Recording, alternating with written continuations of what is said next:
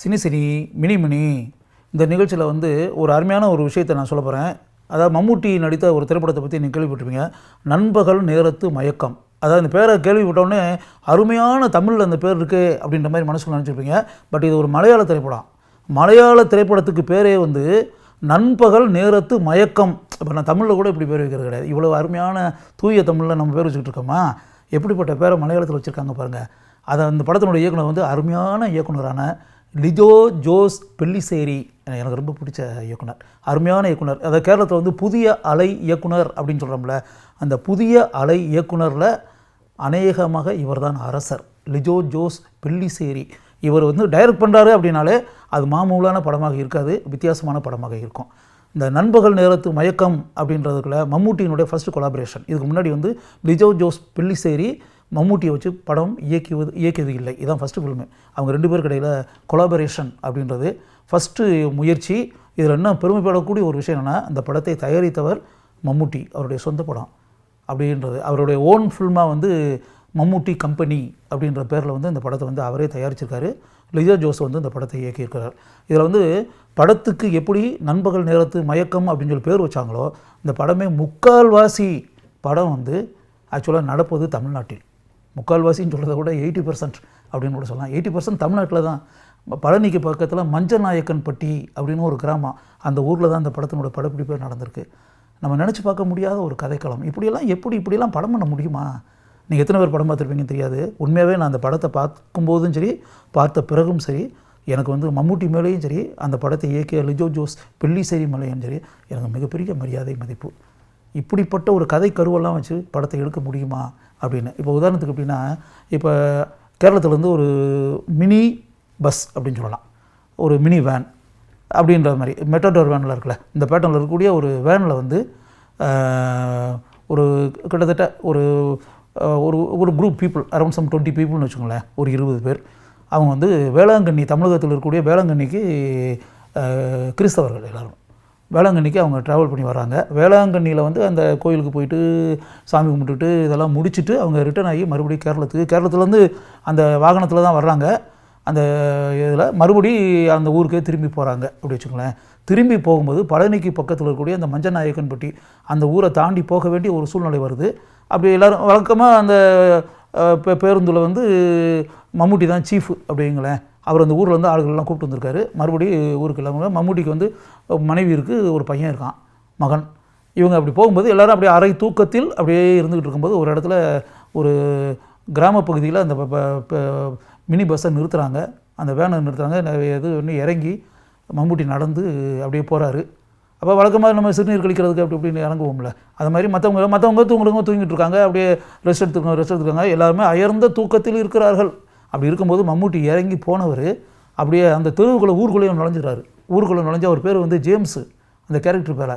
அந்த கேரக்டர் வந்து ஜேம்ஸுன்ற அந்த கிறிஸ்தவ கதாபாத்திரம் ஊருக்குள்ளே நுழைஞ்சி ஒவ்வொரு தெருவாக நடந்து போய் அவர் வழக்கமாக அப்படின்னா வழக்கமாக நம்ம என்ன பண்ணுவோம், லுங்கி கட்டியிருப்போம், வேட்டி கட்டியிருப்போம், இப்படி தானே இருக்கும். மம்முட்டி வந்து லுங்கி கட்டிருக்காருன்னு வச்சுங்க. அப்படியே வர்றாரு, நடந்து போனவர் அப்படியே ஒவ்வொரு தெருவாக அப்படி இப்படி நடந்து போனவர் ஊருக்குள்ளேயே நுழைஞ்சு போய் ஒரு வீட்டுக்குள்ளேயே போகிறாரு. ரொம்ப சாதாரணமாக நம்ம வீட்டுக்குள்ளே சொந்த வீட்டுக்குள்ளே நுழைஞ்ச மாதிரியே அங்கே இருக்கக்கூடியவங்கள பேர் சொல்லியெல்லாம் கூப்பிட்றாரு. குழலி அப்படின்னு சொல்லிட்டு ஒரு அந்த குடும்ப தலைவி குழலி அப்படின்னு சொல்லிட்டு பேர் சொல்லி கூப்பிட்றாரு. எல்லாரையும் பேர் சொல்லி கூப்பிட்றாரு. ரொம்ப சாதாரணமாக நம்ம வீட்டுக்குள்ளே நம்ம நுழைஞ்ச மாதிரியே அந்த ஊர் ஏதோ அவர் ஊர் மாதிரியும், அந்த வீடு அவருடைய வீடு மாதிரியும், அந்த குழலின்ற பெண் வந்து அவருடைய பொண்டாட்டி மாதிரியும், அந்த குழலியினுடைய மாமனார் அது வந்து நம்ம இதில் வந்து ஆக்சுவலாக பார்த்தா பூ ராமு இருக்கார்ல, பூ ராமு ஆக்ட் பண்ணியிருக்காரு. அதில் பூ ராமு தான் அந்த கதாபாத்திரம். அவரை வந்து அவர்கிட்ட பேசுகிறதும் எல்லாமே அந்த அங்கே இருக்க ஆளுகளுக்கு ஒன்றுமே புரியலை. யார் அந்த ஆள்? யாரோ ஒரு ஆள் வீட்டுக்குள்ளே வர்றான், நடக்கிறான், இது பண்ணுறான். இங்கே என்ன பிரச்சனை, மம்முட்டி போய் ரொம்ப நேரம் ஆச்சு, ஜேம்ஸு வாகனத்துலேருந்து இறங்கி ரொம்ப நேரம் ஆச்சு, வரவே இல்லை. ஆள் எங்கே போனாப்புல இருக்குன்னா 5 நிமிஷம் 10 நிமிஷம் 1/4 மணி நேரத்தில் வரணுமே, இவ்வளோ நேரம் ஆகியும் ஆளே வரல எங்கேன்னு சொல்லிட்டு அந்த பேருந்தில் வந்தவங்க எல்லாருமே, அதாவது மம்முட்டியினுடைய மனைவியிலேருந்து மகன்லேருந்து கூட வந்தவங்க அத்தனை பேர் இறங்கி அப்படியே வெளியே வந்து காத்து கிடக்குறாங்க. இப்போ நேரம் ஓடிக்கிட்டே இருக்குது, மம்முட்டி திரும்பி வரவே இல்லை. அவர் சர்வசாதாரணமாக அங்கே நிற்கக்கூடிய ஒரு டிவிஎஸ் 50 அந்த காலத்தில் தானே இருக்கும், இருசக்கர வாகனம். அந்த இருசக்கர வாகனத்தை எடுத்துக்கிட்டு அது பாட்டுக்கு அப்படியே ரவுண்ட் அடிக்க ஆரம்பித்தார். ஒவ்வொரு தெருவாக சுற்றிக்கிட்டு வயல் வரப்பு இப்படிலாம் அந்த ஊர் ஆளுகளுக்கு ஒன்றுமே புரியல. யார் இந்த ஆள், யாருன்னே தெரியாத ஒரு ஆள். நம்ம கிராமத்தில் இதுக்கு முன்னாடி இந்த ஆளை பார்த்ததும் இல்லை, இந்த உருவத்தை நம்ம சந்தித்ததும் இல்லை.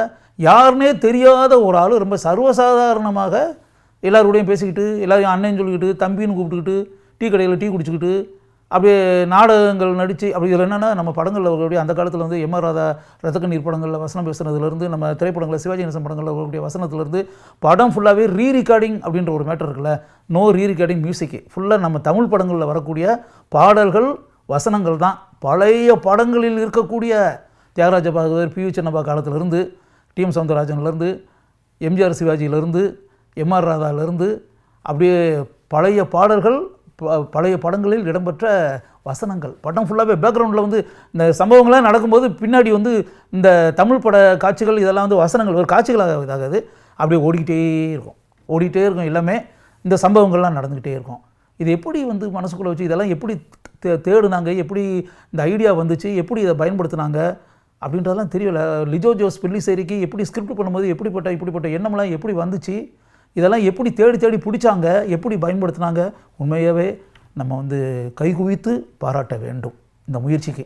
அப்படி வரும்போது அதுக்கு பிறகு தான் தெரியுது, ஒரு 2 வருஷத்துக்கு முன்னாடி அந்த ஊரில் சுந்தரம்னு சொல்லிட்டு அந்த குடும்பத்தினுடைய தலைவன், அவர் அப்படியே போனவர் காணாமல் போயிட்டார். 2 வருஷமாக அவர் வரல. எங்கே போனார், என்ன ஏதுன்னே தெரியல. அந்த சுந்தரத்தினுடைய மனைவி தான் அந்த குழலி. அவங்களுக்கு ஒரு மக இருக்குது. அந்த குழலி கதாபாத்திரத்தில் நடித்திருப்பது ரம்யா பாண்டியன். அந்த மகளாக நடித்திருந்தது, பள்ளிக்கூடத்துக்கு போகிற யூனிஃபார்ம்லாம் போட்டு போகிற பிள்ளை, அது வந்து தேவகி அப்படின்றது அந்த கதாபாத்திரம். அதில் வந்து அந்த அந்த அந்த அந்த சிறுமி இவங்க 2 பேர். அந்த மாமனார் வந்து பூ ராமு நடிச்சிருக்காரு. பிறகு அந்த சுந்தரத்தினுடைய சகோதரனாக நடித்திருப்பது நமோ நாராயண் அவர் நடிச்சிருக்காரு. அது நமக்கு தெரிந்த நடிகர்கள். மற்றபடி எல்லாமே கேரளத்தை சார்ந்த நடிகர்கள் அப்படி வச்சுக்கோங்க. இப்போ வந்து என்னென்னா, இதுவரை தமிழில் ஒரு வார்த்தை கூட தெரியாத அந்த ஜேம்ஸ் கதாபாத்திரத்தில் வரக்கூடிய மம்முட்டி எப்போ இந்த ஊருக்குள்ளே நுழைஞ்சாரோ, எப்போ இந்த வீட்டுக்குள்ளே நுழைஞ்சாரோ, எப்போ வந்து அந்த டிவிஎஸ் ஊட்டி மாதிரி அந்த வண்டி எடுத்துக்கிட்டு ஓட்டினாரோ, அப்போ இருந்து அந்த கேரக்டர் வந்து சுந்தரம்னு சொல்லிட்டு அந்த கேரக்டர் சுந்தரம். ஏன்னா அந்த காணாமல் போன ஒரு பேர் சுந்தரம் இப்போ முழுக்க தமிழில் பேசுகிறாரு. எல்லார்ட்டையுமே சாதாரணமாக எல்லாருக்கூடையுமே தமிழ் தான், தமிழில் பேசிக்கிட்டு அவர் அந்த சுந்தரம் வந்து இப்போ பால் வியாபாரம் பண்ணி அப்படின்னா இவர் அப்படியே கேனில் வந்து பாலை வச்சுக்கிட்டு ஒவ்வொரு வீடாக போட்டுக்கிட்டு அப்படின்னு அந்த டீ கடையில் போய் ரொம்ப சர்வசாதாரணமாக ஒரு டீ போடுங்கண்ணே, ஒரு டீ போடுங்க அப்படின்னு சொல்லிட்டு ஒவ்வொருத்தரையும் பேர் சொல்லி டீ குடிச்சிக்கிட்டு இருக்க ஆளுங்க பேரெல்லாம் சொல்லி, உண்மையாகவே அவங்க பேர் அதுதான். அவங்களுக்கு தான் இவர் யாரும் தெரியல, இவங்களுக்கு அவங்க பேர் ஃபுல்லாக தெரியுது. அப்படி இப்போ நீங்கள் யோசிச்சு பாருங்கள், இப்படிலாம் ஒரு ஸ்கிரிப்ட் பண்ண முடியுமா, இப்படியெல்லாம் ஒரு கதையை எடுக்க முடியுமா? அதுக்கு பிறகு அந்த மம்முட்டி கூட வந்த அந்த கேரளத்து மனிதர்கள், ஆண்கள் பெண்கள் எல்லாருமே இந்த ஊருக்குள்ளே வந்துடுறாங்க. ஊருக்குள்ளே வந்து வீட்டு வாசலில் வந்து உட்காந்துக்கிட்டு அப்படியே எல்லோரும் இது பண்ணிக்கிட்டு அங்கே நடக்கக்கூடிய சோக சம்பவங்கள், சோக நிகழ்ச்சிகள் அவங்களே எல்லோரும் சொல்கிறாங்க, ஏங்க இவர் யாருன்னே எங்களுக்கு தெரியாதுங்க, இவர் அவராடு வராரு, ஏதோ சர்வசாதாரணமாக உலகிட்டு இருக்காரு. அப்போ தான் சொல்லுவாங்க, 2 வருஷத்துக்கு முன்னாடி சுந்தரம்னு சொல்லிட்டு அவர் நம்ம குலவினுடைய மாமனார் சொல்கிறார், இது வந்து என் பையன் வந்து இப்படி போயிட்டான், அவன் அதுக்கப்புறம் எங்கே போனான் என்னன்னு தெரியல, இப்போ வந்து சுந்தரம் எப்படி நடப்பானோ, இப்படிலாம் செயல்படுவானோ, அவன் என்ன தடுத்தான் செய்வானோ எல்லாத்தையும் இந்த ஆள் அப்படியே பண்ணுறான். இப்போ ஒன்றுமே புரியலைங்க எப்படி. ஆனால் சுந்தரம் எப்படி நடப்பானோ அதே மாதிரி இருந்தாலும் நடக்கிறாரு, சுந்தரம் எப்படி பேசுவானோ அதே மாதிரி பேசுகிறாரு, சுந்தரம் ஒவ்வொருத்தையும் எப்படி கூப்பிடுவானோ எப்படி பேசுவானோ இதெல்லாம். இப்போ வந்து அவர் டிவி ஷூட்டிங் மாதிரி அந்த இதில் வந்துகிட்டு இருக்காரு. ஒரு இடத்துல கோயில் இருக்குது, ஏன்னா 2 வருஷத்துக்கு முன்னாடி சுந்தரம் இருக்கும்போது அந்த கோயில் இல்லை, இப்போ ஒரு கோயிலை கட்டி வச்சுருக்காங்க.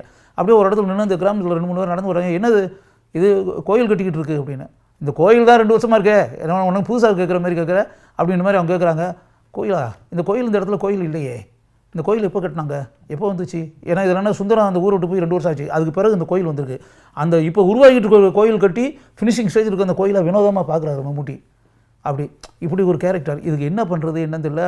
அந்த குடும்பத்தில் அந்த ஊர் ஆளுகளுக்கு வினோதமானதுன்றது ஒன்று, அந்த வந்த கேரளத்துலேருந்து வந்தவங்க அவங்களுக்கு வந்து அப்படியே டூர் வந்தவங்க, வேளாங்கண்ணிக்கு வந்தவங்க, போகக்கூடிய பாதையில் இப்படிப்பட்ட சம்பவம் நடந்துருச்சு அப்படின்போது அவங்களுக்கு உணவு இந்த விஷயங்கள் எல்லாமே எல்லாம் எளிமையான கிராமத்து மக்கள் இருக்கக்கூடிய இடம். அதில் வந்து நம்ம கிராமத்தினுடைய பழக்க வழக்கங்கள், நம்ம அப்படியே இந்த வரட்டி தட்டின்னு இருக்குல்ல, சாணியை வச்சு வரட்டி தட்டி அந்த சோகத்தில் எல்லாம் இது பண்ணுறது, அப்படியே உரலை வச்சு இடிக்கிறது, அம்மியில் வந்து அரைக்கிறது, கோலம் போடுறது, நம்ம அப்படியே கிராமத்து காட்சிகளை கண் முன்னாடி கொண்டு வந்திருக்காங்க. ஒரு மலையாள திரைப்படத்தில் வந்து அப்படியே டாக்குமெண்ட்ரி மாதிரி பக்கவான ஒரு வில்லேஜையே கண் முன்னாடி, ஒரு தமிழகத்தினுடைய சின்ன கிராமம், நாகரிகம் எட்டி பார்க்காத ஒரு சின்ன கிராமத்தில் அந்த கிராமத்து மனிதர்கள் அவங்களுடைய சாதாரண அப்படியே எப்படி ட்ரெஸ் போட்டிருப்பாங்களோ, எப்படி நடப்பாங்களோ, எப்படி இது பண்ணுவாங்களோ, நம்ம கிராமங்களில் எப்படி பெண்கள் இருப்பாங்களோ, ஆண்கள் இருப்பாங்களோ, சிறுவர்கள் இருப்பாங்களோ, சிறுமிகள் இருப்பாங்களோ, வயதான பெரியவர்கள் இருப்பாங்களோ, எப்படி அவங்க அப்படியே பகல் நேரத்தில் அப்படியே தூங்கிக்கிட்டு அப்படியே ரொம்ப சாதாரணமாக வீட்டு முன்னாடி திண்ணையில் உட்காந்துக்கிட்டு அப்படி எப்படி இருப்பாங்களோ அதே மாதிரி டீ கடையிலலாம் உட்காந்துக்கிட்டு எப்படி பேசிக்கிட்டு இருப்பாங்களோ, கண் முன்னாடி பியூட்டிஃபுல் சீன்ஸ், எல்லாமே அருமையான காட்சிகள் இப்படி பண்ணியிருக்காங்க. அப்படி வரும்போது அப்படி இவங்களுக்கு எல்லாம் கவலை, என்னையா வந்த இடத்துல இப்படி ஆகிப்போச்சு, அவங்களுக்கும் சிரமத்தை கொடுத்துக்கிட்டு இருக்கோம், அந்த கிராமத்து மக்களுக்கும் சிரமம், அந்த குடும்பத்துக்கும் சிரமம், எல்லாருக்கும் சிரமம், எல்லாத்துக்கும் பிரச்சனை, இப்படி ஒரு இதை நிலைமையை கொடுத்து இப்படி ஆகிப்போச்சு, ஏன் இப்படிப்பட்ட நிலைமை, இது எப்படி நடந்துச்சு, ஏன் நடந்துச்சு, யாருக்குமே ஒன்றுமே புரியல. அதுக்கு பிறகு அதில் இருக்கக்கூடிய அந்த கேரளத்துலேருந்து வந்த ஆளுகளும் ஒருத்தர் ஃபார்மசூட்டிக்கல் இதில் எல்லாம் இருந்து, மெடிக்கல் ஷாப் இதில் எல்லாம் இருந்து, அந்த ஃபார்மசூட்டிக்கல் இண்டஸ்ட்ரி இதில் எல்லாம் இருந்து அப்படிங்கும்போது அவர் வந்து என்னென்னா இது ஏதோ ஒரு ஆவி எல்லாம் உள்ளே நுழைஞ்சி அப்படி இப்படின்ற மாதிரி ஏதாவது இருக்கலாம். அதுக்கு சில மருந்து இந்த மாதிரி விஷயங்கள் அப்படியே லைட்டாக வந்து எதிலையாவது கலந்து கொடுத்து அப்படிலாம் இருந்துச்சுன்னா இவரை மறுபடியும் நம்ம அந்த இதுக்கு கொண்டு வந்து இப்படி இப்படின்ற மாதிரி சில காரியங்களை பண்ணலாம் அப்படி இப்படின்ற மாதிரி சொல்லி அதெல்லாம் இது பண்ணிடும் போது ஒரு நண்பகல் நேரத்து மயக்கம் அப்படின்னு படத்துக்கு பேர் வச்சுட்டாங்கல்ல, அந்த நண்பகல் நேரத்தில் அப்படியே அயர்ந்து மத்தியானம் சாப்பிட்டுட்டு அப்படியே அந்த கதாபாத்திரம் சுந்தரம்ன்ற கதாபாத்திரத்தில் இருக்கக்கூடிய தமிழ் பேசக்கூடிய மம்முட்டி அயர்ந்து அப்படியே தூங்கிக்கிட்டே இருப்பார். அந்த குறிப்பிட்ட நண்பகல் நேரத்து அந்த தூக்கம், மயக்கம்ன்றது கேரளாவில் வந்து தூக்கம், அவ்வளோதான். மயங்கி விழுந்தது கிடையாது. மயக்கம்ன்றதை மலையாளத்தில் வந்து தூக்கம். அப்படி தூங்கி கண் விழித்து அந்த மத்தியானத்துக்கு பிறகு பகல் நேர தூக்கம்ன்றோம்ல, அது முடிச்சுட்டு அப்படி எந்திரிச்ச உடனே மம்முட்டி வந்து சுய உணர்வுக்கு அப்படி அவராக வந்துடுவார். அப்படியே பார்ப்பார், அப்படியே வினோதமாக பார்ப்பார். தன்னை சுற்றி ஆட்கள் இருக்குது, அவங்க சொல்ல நம்ம கூட வந்தவங்க எல்லோரும் இருப்பாங்க, அவருடைய மனைவி மகன் எல்லோரும் இருக்காங்க. அப்படி ரொம்ப எதுவுமே நடக்காது, அது மாதிரி ரொம்ப சர்வசாரமாக அப்படியே பார்ப்பார். ஏதோ நடந்துருச்சு அப்படின்றது மட்டும் தெரியும். இப்போ நம்ம சுய உணர்வுக்கு வந்துட்டோன்றதும் தெரியும். அந்த இதுக்கெல்லாம் போகவே இல்லை. அப்படியே பார்ப்பார். ஓ அப்படின்னே நம்ம மலையாளத்தில் நம்ம கிளம்பலாமா, புறப்படலாம் நம்ம எல்லோரும் அப்படி இப்படின்னு சொல்லிட்டு அப்படியே உடனே எதுவுமே நடக்காத மாதிரி அப்படியே வந்து எல்லோரும் அப்படியே கிளம்புவாங்க. எல்லோரும் பிரியா விடைபெற்று அந்த கிராமத்து மனிதர்கள்ட்ட பிரியா விடைபெற்று அந்த கேரளத்தில் வந்த அந்த புனித பயணிகள் எல்லாரும் அப்படியே கிளம்பி போவாங்க. மம்முட்டி, அவருடைய மனைவி, மகன் அப்படியே அவங்க முன்னாடி நடக்க பின்னாடி எல்லோரும் நடந்து அப்படியே போயிட்டே இருப்பாங்க. இவங்க நடந்து செல்வதை அந்த கிராமத்தில் இருக்கக்கூடிய ஆண்கள், பெண்கள், சிறுவர்கள், சிறுமிகள், பெரியவர்கள், பாட்டிகள் எல்லாரும் அப்படியே மெய்மறந்து பிரியா விடை கொடுத்து அப்படியே பார்த்துக்கிட்டே நின்றுக்கிட்டு இருப்பாங்க. அப்படியே படம் முடிஞ்சோம். நண்பகல் நேரத்து மயக்கம். இதில் என்னென்ன பெரிய ப்ளஸ் பாயிண்ட் என்னென்னா, அதாவது மம்முட்டி அந்த கதாபாத்திரத்தில் அற்புதமாக நடித்திருக்கிறார். லிஜோ ஜோஸ் பெல்லிசேரி இப்படிப்பட்ட மாறுபட்ட ஒரு கதையை அருமையாக திரைக்கதை அமைத்து ஓஹோ என்று பாராட்டக்கூடிய அளவிற்கு இயக்கியிருக்கிறார். இந்த படத்துக்கு மிகப்பெரிய ப்ளஸ் பாயிண்ட் இந்த படத்தினுடைய ஒளிப்பதிவாளரான நம்முடைய மதிப்பிற்கும் மரியாதைக்கும் உரிய தேனி ஈஸ்வர், அவர் தான் ஒளிப்பதிவாளர். இந்த படத்தில் வந்து ரொம்ப பாராட்டக்கூடிய ஒரு விஷயம் என்னென்னா, கேமராவை வந்து ஃபிக்ஸ் பண்ணிட்டாங்கன்னு வச்சுங்களேன். நோ மூமெண்ட், ஜூமு அதெல்லாம் ஒன்றும் கிடையாது. நோ ட்ராலி அந்த மாதிரி விஷயங்கள்லாம் கிடையாது. ட்ராலி ஷாட்ஸ்லாம் கிடையாது. ஸ்டாட்டிக், அதாவது நாடகம் நடப்பதை போல். நாடகத்தில் ஸ்க்ரீனில் வந்து அப்படியே ஏதாச்சுன்னா நாடகம் நடந்துச்சுன்னா அப்படியே வச்சுட்டு நம்ம பார்த்துக்கிட்டே இருப்போம்ல, அந்த மாதிரி புதுமையான படம் ஃபுல்லாகவே காட்சிகள் அப்படி தான். ஸ்டாட்டிக் ஃப்ரேம் அப்படியே மம்முட்டி அப்படியே அவர் பாட்டு அப்படியே கேமரா இப்படி இருக்கும், அவர் அப்படியே ஒரு 2 வீலரில் அப்படி போவார், இப்படி வருவார், இப்படி இப்படி ரொம்ப ஒரு நாடகம் பார்ப்பதை போல் இருக்கும். இந்த படத்தில் டோட்டலாகவே ஒரு டிஃப்ரெண்ட்டாக பண்ணியிருக்காங்க. அதை ஒரு டோட்டல் காட்சி அமைப்பே, அதாவது கிட்டத்தட்ட வாழ்க்கையே ஒரு நாடகம். நம்ம வாழ்க்கையே ஒரு நாடகம் தானே, இட் இஸ் எ ட்ராமா தானே. நாம் வந்து அந்த நாடகத்தில் நடித்து கொண்டிருக்கக்கூடிய நடிகர்கள் தானே நாம் அனைவருமே. அது எவ்வளோ பெரிய விஷயம். அதனால் இந்த படமே இந்த கதாபாத்திரங்கள் எல்லாமே நாடகத்தில் நடப்பதை போல இருக்கக்கூடிய சம்பவங்கள். அதனால் என்னென்னா, ஸ்டாட்டிக்காக கேமராவை ஒரே இடத்துல ஃபிக்ஸ் பண்ணிட்டாங்க. ஃபிக்ஸ் பண்ணிவிட்டு அந்தந்த இடத்துல அந்த ஃபிக்ஸ் பண்ணிகிட்டு இருக்கும்போது கதாபாத்திரங்கள் மட்டும்தான் நடக்கிறது, ஓடுறது, நகர்றது, செயல்படுறது எல்லாமே. கேமரா வந்து ஒரே இடத்துல தான் இருக்கும். கேமரா வந்து நோ மூமெண்ட் ஃபார் கேமரா. ரொம்ப புதுமையான ஒரு உத்தி, புதுமையான ஸ்டைல், புதுமையான ஒரு ஒளிப்பதிவு தன்மை அப்படின்னு வச்சுக்கோங்களேன். இதை தேனி ஈஸ்வர் வந்து ரொம்ப அருமையாக செய்திருக்கிறார். ஆக்சுவலாக படம் ரிலீஸ் ஆகும்போது தேனி ஈஸ்வருக்கு நல்ல பேர், நல்ல புகழ். ஒரு தமிழகத்தைச் சேர்ந்த ஒரு ஒளிப்பதிவாளருக்கு மலையாள மலையாள திரைப்பட உலகில் இந்த அளவிற்கு பத்திரிகைகள், மக்கள், சினிமா ரசிகர்கள், மம்முட்டியினுடைய ரசிகர்கள் எல்லாருமே பாராட்டி புகழ்ந்து அப்படின்றது எவ்வளோ பெரிய விஷயம்.